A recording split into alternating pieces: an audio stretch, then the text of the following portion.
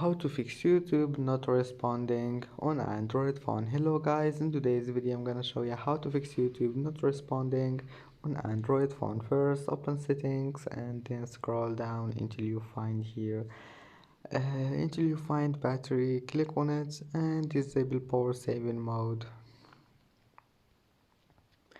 and then just go back and go to apps and then apps again, and here type YouTube and click on it, and then click for stop this one. Now scroll down until you find this one, full screen.